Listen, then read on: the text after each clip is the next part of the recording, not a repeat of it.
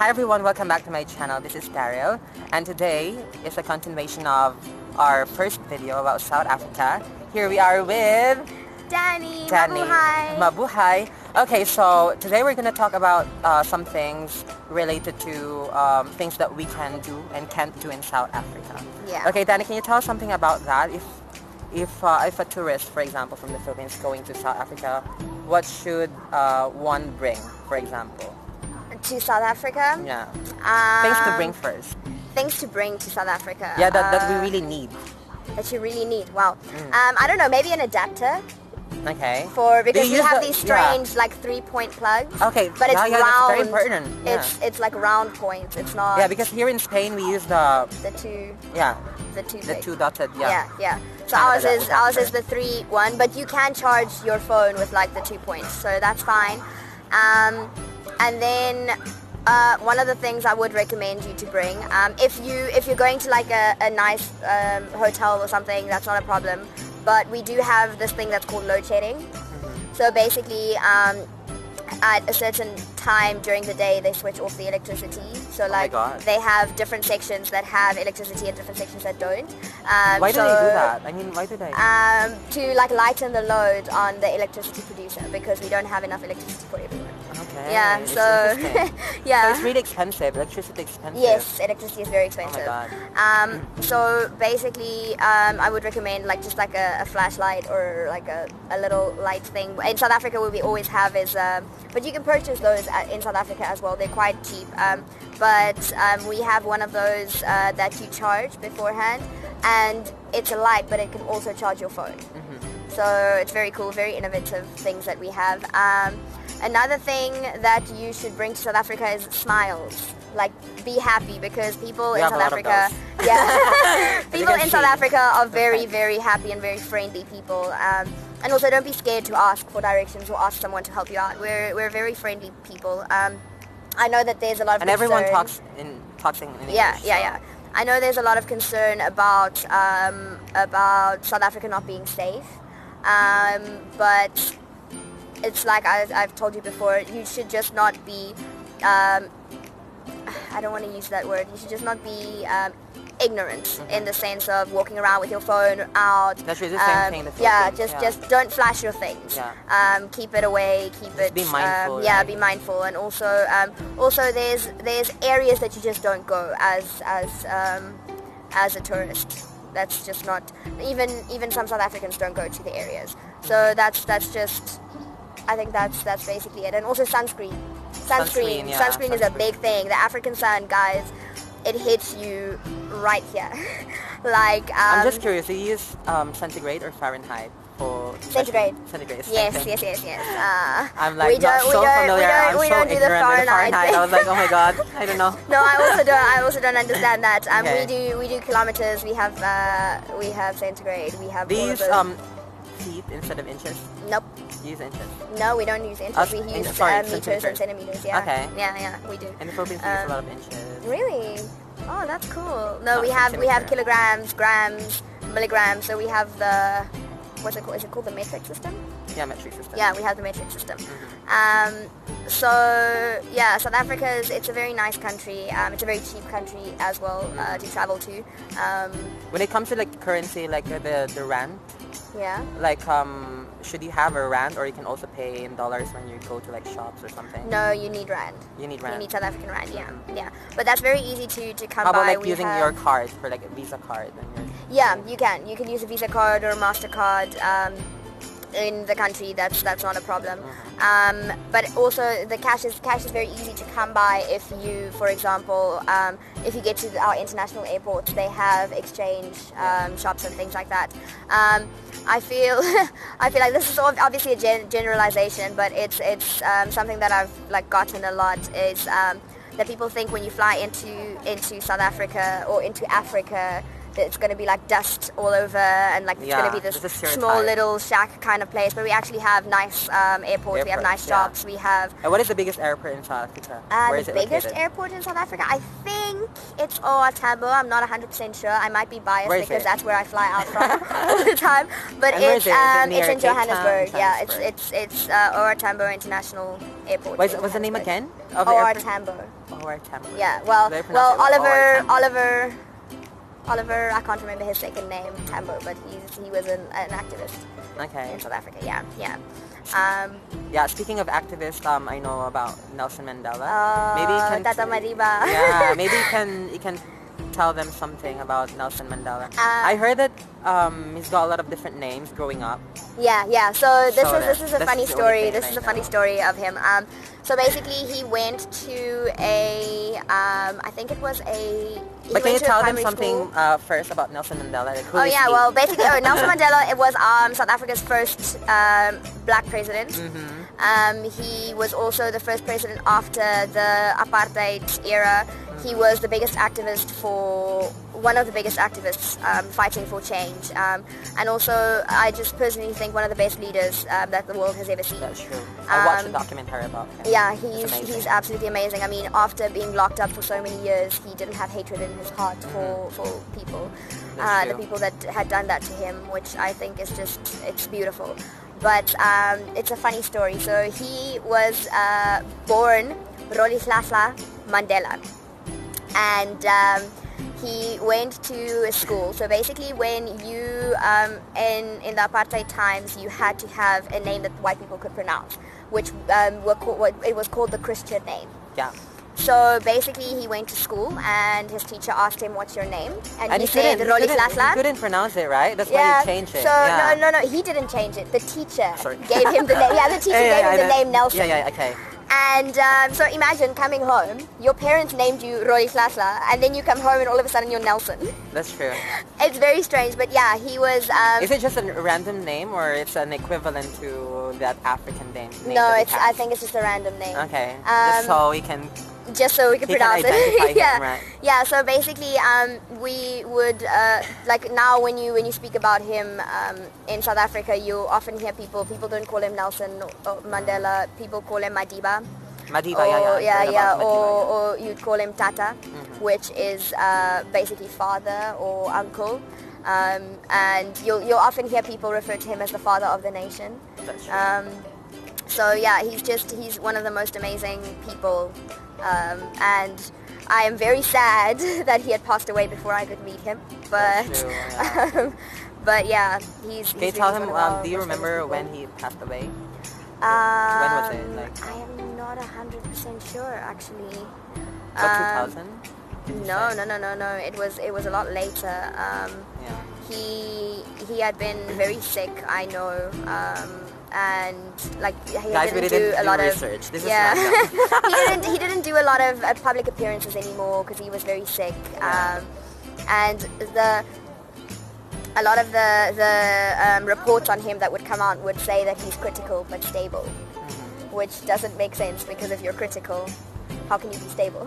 But yes. What's the cause of his death? Like because he's illness, old? Yeah, he was extremely old. I mean, when he became president, he was already in his 60s. That's true. So yeah, his death was basically just because of old age. Yeah, quite sad actually. Well, now we're gonna go into something light. Okay, Yay. so Danny's gonna talk about some English words that they use in their country that apparently are different from the ones that you use in either American or British, for example. Yeah. Can you tell us something about words that you use, for example, in South Africa? So what because would this is a variety of English as well. Yeah. So what would you call that thing with the different lights that you stop for, like when you're driving in a car? Or just traffic lights. Yeah, we call it a robot. Wow. Yeah. Yeah, we call it a robot. Is it because of the different colors, or just? I don't know. Because growing up I had like a robot with red and green colors as well. I don't know. I think we just call it a robot, and that's how it's just like what we say. You'll find it like everyone calls it a robot. Yeah. Then the thing, like when you get a cut and you put something on top. Yeah, we call it a plaster. So I've heard of it as well, but I just don't know if it's British or... I think it is British, yeah. The plasters. The plasters. And then we have, for example... As you all know, guys, South Africa has been, I'm not sure, correct me if I'm colonized by British as well, right? British and Dutch. Okay. So the other word that we use is well, we've spoken about this before, but for a barbecue, we would call it a braai. A braai. Yeah. And then this thing that you use, that you'll see farmers use often, that has like, it's something that you drive, and like it has a back area where you can put things in. What would you call that? It's like, I know in America they call it a pickup truck. Okay. In South Africa it's called a bakkie. A bakkie. Yeah, oh, wow. A bakkie. Well, I don't know why. Don't. Yeah, that's a nice name actually. Yeah, we call it a bakkie. And then we have the pickup trucks. We have that. Oh, what do you call the yellow things that you eat? Like you can like grill them on the fry. Like you grow them. The yellow thing. Yeah, like it has a little bit like corn. Yeah. What do you call it? Do you call it like corn on the cob or something? Like grilled? No, not even grilled. Just the corn itself. I don't know. We call it a mealie. A mealie. Yeah, it's called a mealie. It's very strange. I never realized how strange. I don't think it's strange because I would always believe that we create something in our language because we think that a particular language is not enough to describe what it is. You know what I mean? Yeah. And it's a representation of a culture. So I don't think a word is strange. Yeah, I never realized how different we were, like speaking to other people. Like, for example, when you tell someone I'm crossing fingers, we would say I'm holding thumbs. Holding thumbs. Yeah, I'm holding thumbs for you, like that it will work out. But do you ever like search, like perhaps it could be like a British idiom or something? I'm not sure. I know like holding thumbs for me, in Afrikaans we say hou duim vas, which means hold your thumb. Yeah, so I don't know if we just like translate the same meaning. Yeah, exact same meaning. So I don't know if we just translated. We might have just took it and translated it, but yeah. And then we would, for example, I know you told me you call the toilet. You call it comfort room. Yeah, a comfort room. And we call it a toilet. Yeah, if you see like well, not in, obviously they just Americanize everything this day, so just it's toilet or WC. Yeah. But in just in normal places we just call, well, correct me if I'm wrong, CR. Yeah. Just put in CR. I've never Growing heard up of in like where I live. I remember coming to Spain for the first time and I saw VC and I was like, what is that?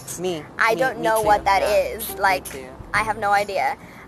So yeah, we just call it a toilet. Very, very like untactful, if you'd say that. But we have no other words that we use. Oh, and also like when you go and buy food from the supermarket, we say you go grocery shopping. You go grocery shopping. Yeah, I've heard. Well, I mean, like, yeah, we can use that. Yeah, I've heard some people, they're like, groceries. It's kind of specific, but yeah. Yeah, groceries. You can do that. Yeah. Groceries, and it's like it includes everything. But another thing that we do in South Africa very often is, like, for example, if you have we have a brand of lip balm that's called Lip Ice. Lip Ice. But all lip balm in South Africa is called Lip Ice.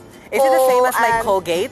Yes, we do that with Colgate. Or we do that in the Philippines, like, for example, like the diaper. Yeah. We call it Pampers because there's this particular brand, like Pampers. Can I buy like Pampers? It's the same for like diet, like sodas and things like that. We just call most of them Coke. Okay, yeah. Yeah, and then the other funny one is like in South Africa we use a lot of Vaseline. So if you ask for lip balm, you'll also maybe ask for Vase, which is like the short version for Vaseline.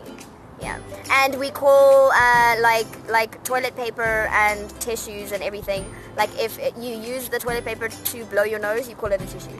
Like you'd ask someone, "Do you have tissue?" and they'll be like, "Yeah, I have tissue." That's nice. Yeah, it's very cool. Yeah, we can see like difference, and also like I noticed like your accent is quite British. Yeah. But I can draw the line. Would you say that is it British or American in a way? I think it's a mix of both. Yeah. Our pronunciation is very similar to British, but we We don't. Because sometimes I also would encounter South Africans who've got American accent. Yeah, sometimes. yeah. It's I remember like about Noah. You know Noah? Noah? The South African boy who's doing a lot of comedy shows. Oh, Trevor Noah. Yeah. Yeah. I love Trevor him. Noah. He is amazing. He's Literally my cute. favorite coconut in ever. I love him so much. Sometimes I couldn't like. He has, the thing is he's very like a good with mix. his accents. Yeah, he's very good with his accents. But I remember one time he was imitating a French guy. I don't know, for his comedy show. Oh yes, I remember that. No, he's very nice. But our accent is obviously it's influenced by American TV because we watch a lot of American TV, which the rest of the world also had you not does. told me that you're influenced by American TV show, I wouldn't have like noticed that. Like you're pronouncing words differently. No, I am. Yeah. But there's some words that like I'll pronounce in the American way. It's very strange. Like there's a lot of words that I pronounce in the British way. But that's how we were taught because of our colonialization. Yeah. Is that Do the we right even word? say that? Wow, that's a big word. But because of that, like you were taught British English in school. Yeah. The same as American English in the Philippines. I guess. Yeah. But then we still have like our own words for things. For example, we would call a sweater, we would call a jersey. Like you know, like a sweater or a jumper, we call it a jersey. So I have a question. So do you have like this term we can say South African English? Or do you even recognize that you have your own variety of English, or it's not even talked about? No, it's not even talked about. Okay. It's not something we even talk about. I mean, we know we have our own words and we have our own language, but it's mainly influenced by the other languages that we have. There's a lot of things that we say, which is like South African slang. For example, my favorite is "how's it." Okay. Now, how's it doesn't mean how are you. Mm-hmm. It just means hi. Okay. So when I say how's it, you would say how's it, and then I would ask you how are you. Do you know why I ask you? Because there's a famous lexicographer from the Philippines who's working for OED, Oxford English Dictionary, and her name is Danica Salazar. Hi Danica, if you're watching this. And her main goal is to include Southeast Asian Englishes in the Oxford Dictionary. Oh. So definitely, I was thinking that perhaps, South African. it could be done the same way in South Africa because you guys also have influenced a lot of people as well. And incorporating words. Because there are a lot of words, for example, that can't be translated to English. No, it can't. It can't. For example, like tickle. Tickle, like kilig, we have in our language. But the sense is not the same, you know what I mean? Yeah. There's a lot of words that you can't translate it into English. So like example, coming straight back to the braai. For us, when you say barbecue, it's a gas barbecue. Mm-hmm. When you say braai, it's on wood. So you start the fire on wood. It's completely different. It's not just barbecue. Yeah. So like in America, if you'd start a fire on wood, it's still a barbecue. Mm-hmm.